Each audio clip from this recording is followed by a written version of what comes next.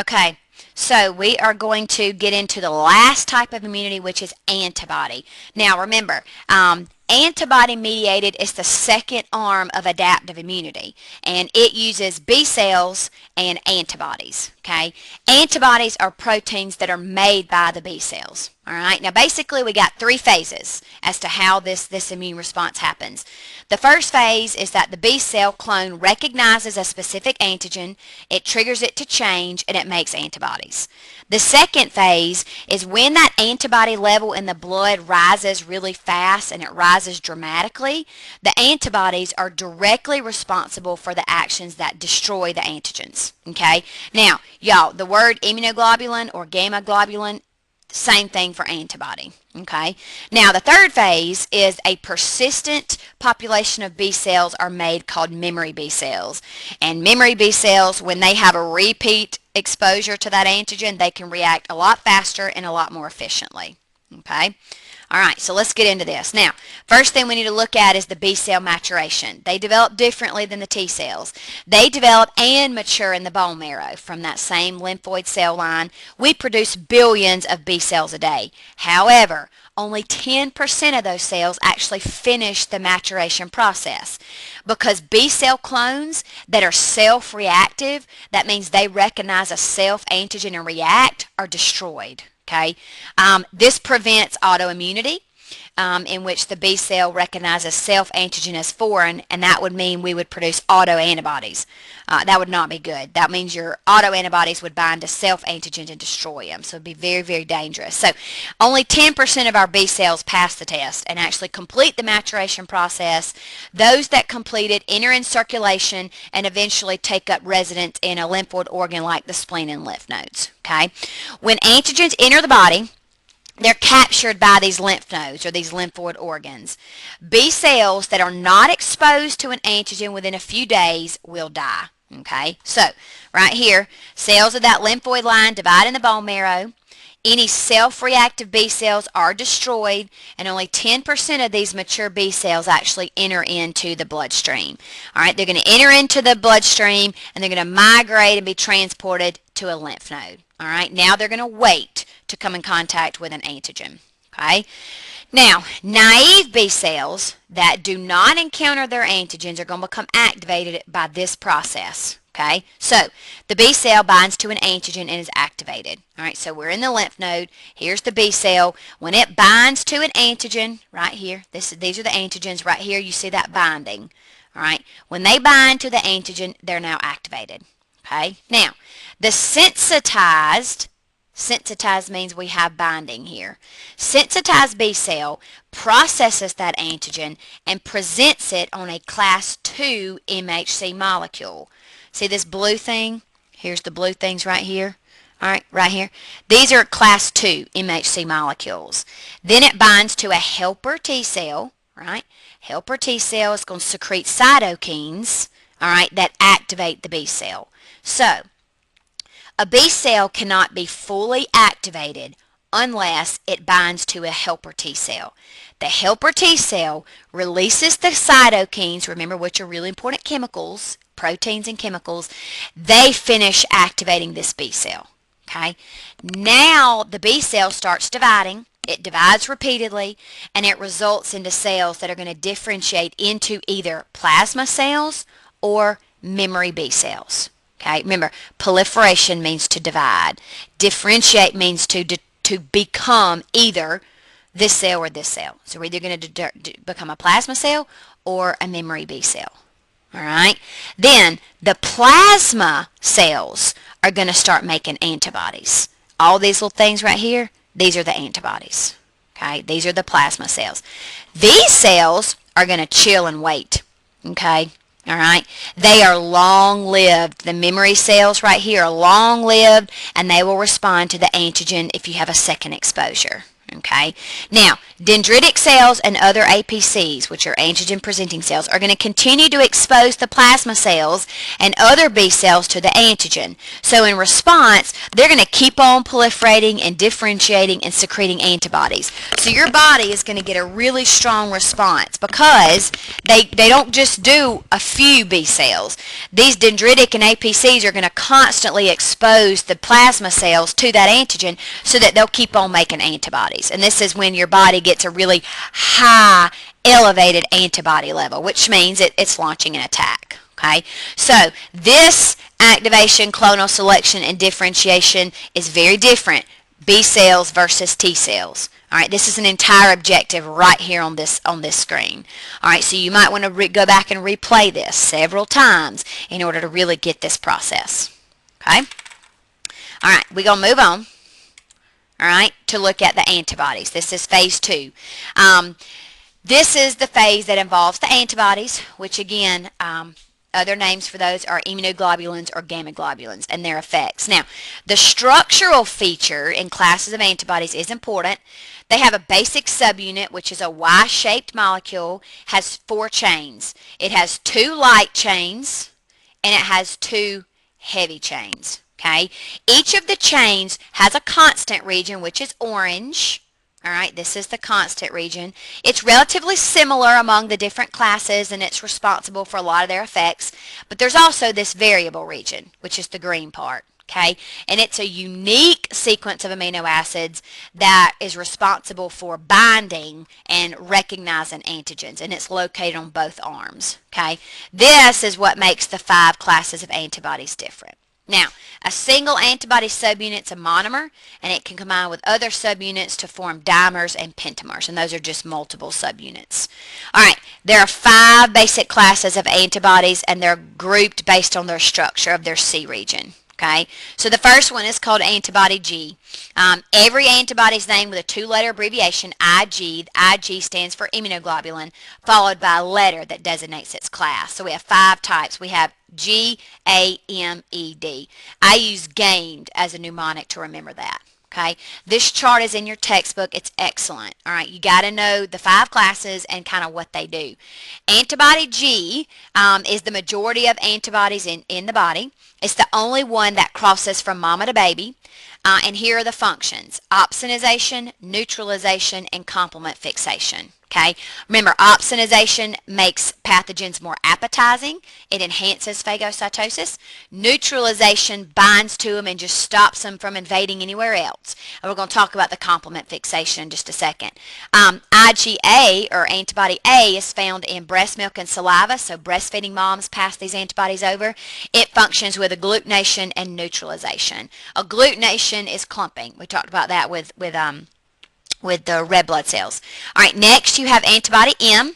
This is the first antibody that's secreted once you have an exposure to an antigen. It's a very powerful agglutinator and a precipitator. It also functions with complement fixation. All right, antibody E is going to bind to mast cells and basophils. It's going to trigger their degranulation. It's going to facilitate inflammation, especially with allergic responses. And then antibody D is found on the surface of almost all B cells, has a really important role on sensitizing and activating your B cells. Okay, so you guys can go back in the textbook and look at that chart to really get those functions down. Now let's talk about what those functions that we just looked at, because I kind of went through those quick. But the functions of antibodies is based on their ability to bind to the antigens, and there's multiple effects on the pathogens. Some of these are just some of the basic effects. Agglutination and precipitation. Antibodies can bind to antigens on more than one cell, and that creates a clump of cells because the antibodies are cross-linked to the antigens, and this is called agglutination. And we've shown you this. Here's the antigens, and when they connect to different cells, they clump together to enhance phagocytosis. So that's clumping. Now, precipitation is very similar to agglutination, but it only involves soluble antigens. So instead of the whole cell, it's it's just the soluble part. Both agglutination and precipitation decrease the solubility of the antigen-antibody complex. That makes it easier for phagocytes to digest, which is really important. It's what we're after. Antibody M is the most powerful agglutinator and precipitator because its antibody has 10 binding sites. So look right here, has 10 of those sites. So it can bind up to 10 cells at one time, which is pretty powerful. A lot of clumping action. And phagocytosis can happen faster when you group everybody in one clump. Like, all right, eat that whole clump. That's how it makes it better. All right. Another function is opsonization. Antibody G, all right, is a really good one that does this.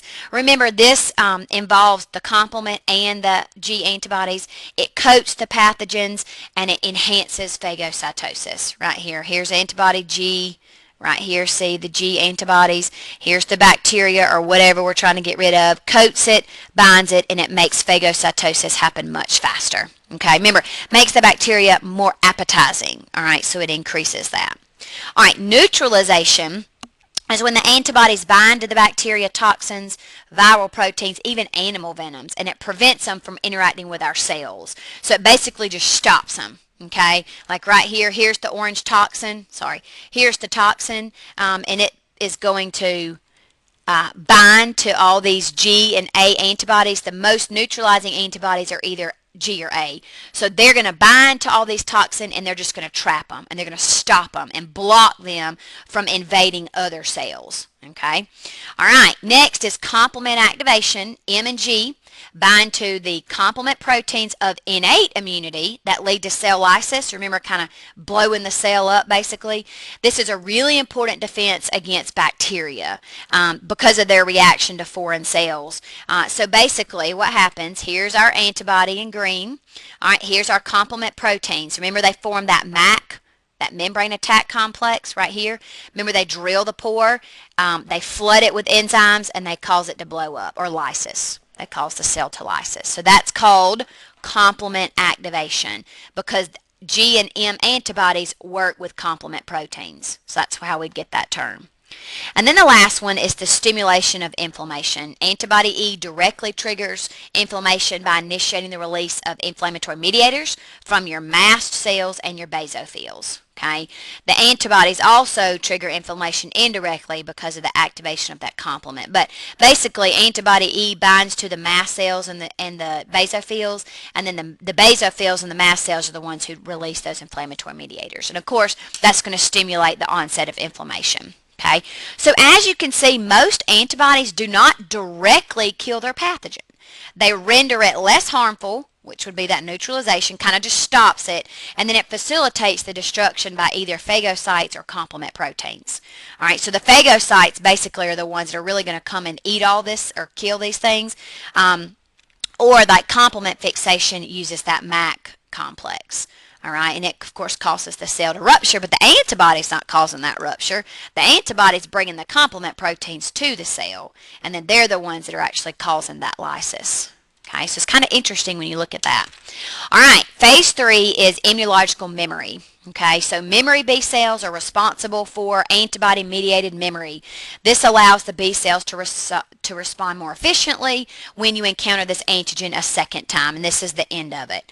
Now, upon first exposure to the antigen, first time, B cell clones specific for that antigen recognizes it, it proliferates and it differentiates into plasma and memory B cells.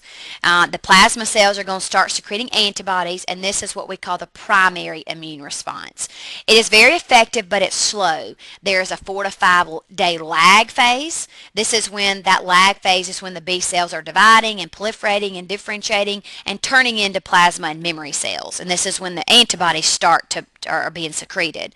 So about between 7 and 14 days is when your antibody level peaks.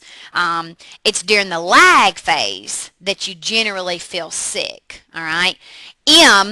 Antibody M is a major antibody that is involved in the primary immune response. Again, primary immune response is the first exposure, first time.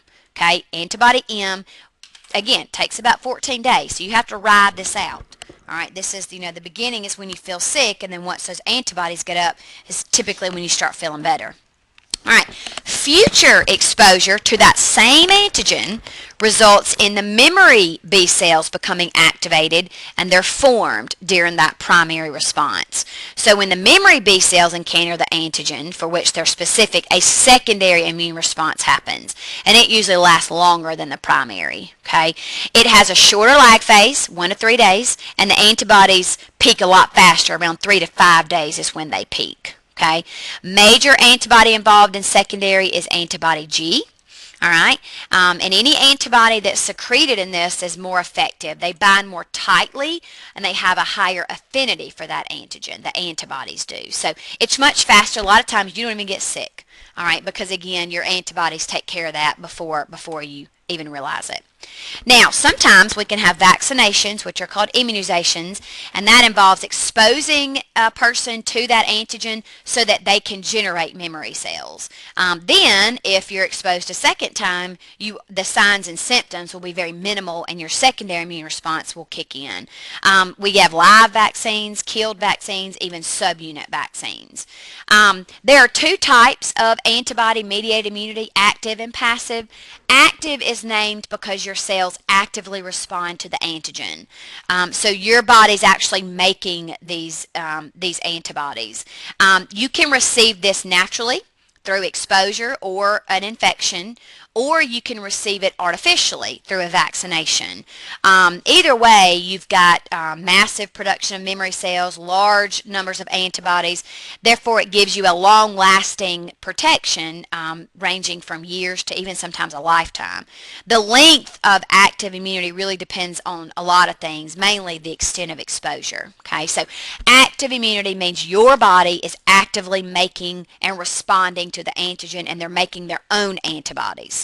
Okay, naturally would be you get the flu. Naturally, you just came upon an infection and you got it. Artificially would be you get the flu vaccine. Okay. All right, and then you have passive immunity. This is when preformed antibodies are passed from one person to another. So passive is when your body does not make the antibodies. Your body is just given the antibodies. This can be naturally, like when antibody G of a pregnant mama goes through the blood to that of her baby, or it can be artificially from an injection of preformed antibodies, like anti-venom injection, when you get snake bit or a tetanus shot. Those are artificially, your body didn't make them, but it's an injection of antibodies. And they only last the amount of time that they stay in the bloodstream, so it's typically about 3 months. You're going to have to, if you get bit by a snake yesterday and then in 2 years you get bit by one, you're going to still have to have that anti-venom injection put in. All right, this is excellent. This is kind of how we break that down into the active makes the antibodies, passive receives antibodies. And then, of course, you can see naturally and naturally and artificially there. All right, and this gives you the examples. Long-lasting memory cells, there's really no memory cells formed, so there's not a lasting protection with toxins or venoms. You have to, you have to receive those. Okay. That is all of Chapter 20, so play this video as many times as you need.